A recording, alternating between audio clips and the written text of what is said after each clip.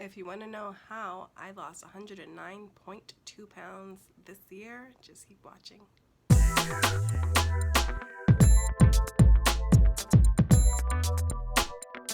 So if you saw my welcome back video, and I'll link it up above and down below. If you have not seen it, please see that video. I basically explained how I lost the first 93.2 pounds that I had this weight loss journey. So in July, I basically just got serious, and I had it in my mind that I wanted to lose the weight and I wanted to get healthy, and I did it. So I pretty much explained in that video how I lost the weight, what kinds of foods I was eating. I also have a what I eat in a day videos. If you go on my Instagram, you can see every single thing I've eaten. I take pictures every day on what I eat. I do Insta stories every day on what I eat and what kinds of exercise I do. So you can have an idea of exactly what I ate and what I did to work out to lose the weight. I also have my weigh-ins. This video I wanted to make more so on tips on what I think really worked for me this time. I've been on weight loss journeys, I would say, almost my whole life. Like, I remember being in middle school and trying Slim Fast because I wanted to lose weight. And then I remember in my early 20s, me and my sister did it together, and we got serious and we lost a lot of weight. And I remember being on a journey again, gaining the weight, and then being on a journey again because the doctors told me in order for me to have my daughter, I had to lose weight, and I lost the weight. Then when I got pregnant, I got happy and I gained the weight back. And then when my daughter was about 2 or 3 years old, I found keto and I lost about 70 something pounds. Then I moved to Texas and I was kind of homesick and I gained all the weight back. It was just a yo-yo for me of losing weight and gaining the weight and losing weight and gaining the weight. And I feel like my mind finally realized that this is not a diet. This is not something to just lose weight now. It's a lifestyle change, and this is something that a way of eating that I'm going to have to eat for the rest of my life. It's not just, okay, let's do keto this year, lose the weight, and then I can eat whatever I want. No, you can't do that. You can't do that. You have to pick a way of eating and stick to it and make it a lifestyle, not make it a diet. Because if you call it a diet, you feel like you're depriving yourself and you feel like it's torture, and you're like, okay, I could do it for a little bit, but then I'm going to go back to my old ways. So I feel like this time it's a lifestyle change. And for me, it's a lifestyle change not only because I like that it helps me lose weight, but I like the way it makes me feel. So keto has been the way for me. So like I said in the previous video, I got really serious in July, started tracking my macros, started, getting creative with the recipes I've been making, like the chaffles and the French toast pancakes, and making chili and Instapot. And I have all my keto ingredients like xanthan gum and beef gelatin and almond flour and coconut flour. And once you have all those things, you can really keto-fy anything you want. So anything you're craving, you can find a recipe for it online. So that's what I like so much about keto, is that it makes me feel good, first of all, but whatever I'm craving, I can find a recipe and how to make it. So that's really what's been working for me. Major thing whenever you're going on a weight loss journey, because I know a lot of people are going to start tomorrow, January 1st, is that you have to be ready. If you're not ready, you're not going to do it. If you're just doing it because it's January 1st, it's not going to be successful. You may be able to do it for a day or a week or a month or a couple months. But if you don't realize that this is going to be a lifestyle change and that it's going to take a long time, then you're not going to do it. So you got to have the right mindset. First thing is to be in the right mindset, to say these are your goals, you're going to do it, but it's a lifestyle change and it's going to take a long time. Don't rush it. Also, take it slow. Start with easy recipes. Start with just a salad and a piece of meat. Don't go buying all these keto ingredients. Don't go crazy with the syrups and all that. Don't overdo it.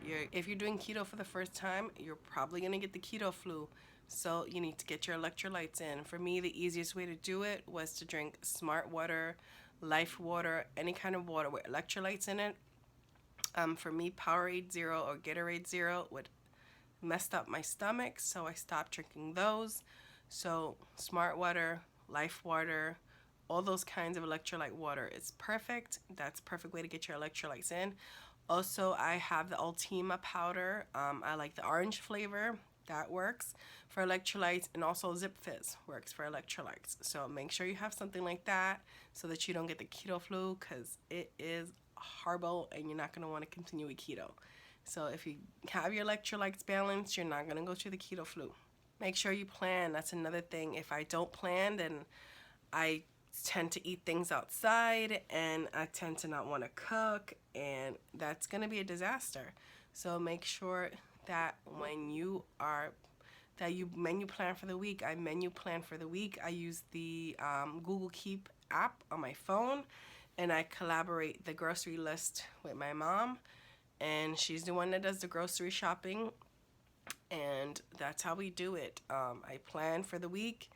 I make sure my meats are defrosting, and everything goes well that week.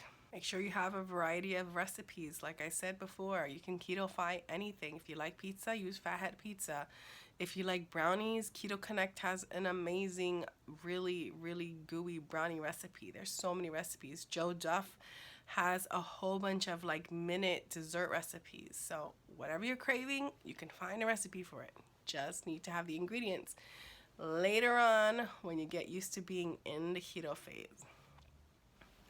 Also, I suggest that you you don't have to track every single day, but at least track a few times a week, because sometimes you don't realize how much you're eating and you can easily go overboard, especially if you're eating nuts or if you're putting heavy cream in your coffee. Heavy cream has a lot of calories. That's why I switched over to half and half, because it lightens my coffee and it made my coffee taste good, and it had half the calories. So I know a lot of people say that you don't have to worry about calories on keto, but you really do if you're going to be doing keto for a long time. I found that when I started doing keto that I wouldn't track my calories, and I wasn't losing a lot of weight. I was losing maybe a point of a pound here and there, and you know, I was eating keto and I was exercising. I'm like, why am I not losing the weight? And it was because I was eating too many calories. So you have to track at least 3 times a week. And then as you do more keto, you'll have a mental picture of how many carbs you're eating, how many calories you're eating, but you have to track. It's key. If you want to consistently lose weight, you have to track. Also, I started doing exercise in September. I also think you should also do exercise. Not in the beginning, not when you're starting off. You gotta start off slow. But if you're gonna be doing keto for a while, you should incorporate exercise, because then the exercise is gonna consistently help you lose weight. That's what I think consistently helped me lose weight, is that I started doing exercise. So right now I do exercise not to lose weight, but because I enjoy it. I do size for cardio 3 times a week, and I do Chalene Extreme for strength training 3 times a week, and then I do stretching 1 day a week. Stretching, yoga, something like that 1 day a week. It just makes me happy to see the exercise activity ring on my iWatch go around. It just makes me happy to know that I did some kind of physical activity, and it makes my body feel good. So another thing is, don't let people pressure you into eating how they want you to eat. I know a lot of times family members have told me, "Oh, you're eating too much fat," or you shouldn't do that for so long, or eat keto for now, but then go back to eating carbs. And I'm like, no, I'm going to eat this way because it makes me feel good, and this is the way I'm going to eat, and that's it.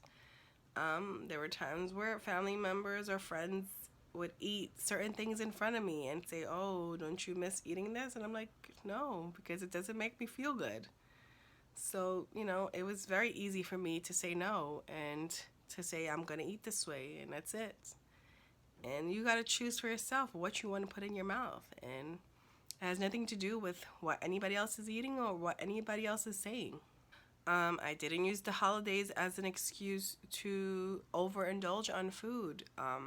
For Thanksgiving, I had a keto Thanksgiving. I had Boston Market, I had chicken, cream spinach, vegetables, and then I felt like eating cornbread, so I made a keto cornbread. I felt like eating something sweet. I made pumpkin pie muffins that were keto. It's so easy to just keto-fy something, and then you can have your Thanksgiving meal. For Christmas, I felt like eating, if you're Puerto Rican, you know what pasteles are. It's like full of starch and it's delicious. And you know what I did? I had a quarter of one. And that satisfied my taste buds. And I was fine after that. Then I had some roasted pork and some salad. And you know what? I lost weight the next day. If you don't overdo it, then you're fine. I'm not saying that you can never have a carbs again, or you can never eat a piece of pie again, but just don't overdo it. Have a slice, have a bite, but just don't overdo it. If you want to have a cheat day, I would have a cheat day once a month, one meal only. Don't be like, okay, today's cheat day. Don't cheat the whole day. It's just overdoing it. And you're just going to go into a cycle of cheating, and then you're just gonna cheat for one day, and it'll be 1 week, and then 1 month, and then you'll be off track completely. So I'm gonna continue doing these videos. I am down 109.2 pounds.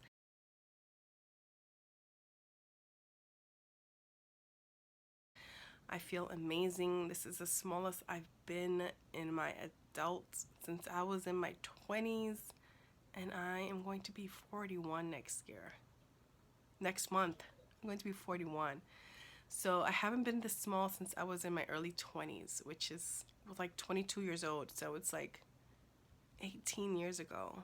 I haven't been this small. So, I'm happy. I like, where my weight is going. I like how healthy I feel.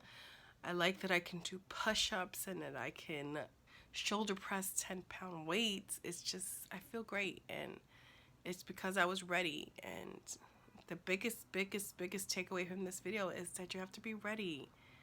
And when you're ready, you'll do it. And when you're ready, your body will just take on, and you're going to lose weight. And if this video can be motivation for you, if my channel could be motivation for you, if my Instagram could be motivation for you, then it'll just make me feel like these videos and those pictures and everything is worth it, because I want people to feel the way I feel, and keto has done it for me. So if you have any questions about keto or weight loss or recipes, things like that, comment down below or comment on Instagram. Just let me know you're from YouTube. And yeah, if you like videos like these, please give it a thumbs up. And if you haven't already subscribed, please subscribe to my channel, and I'll see you in the next video. Bye.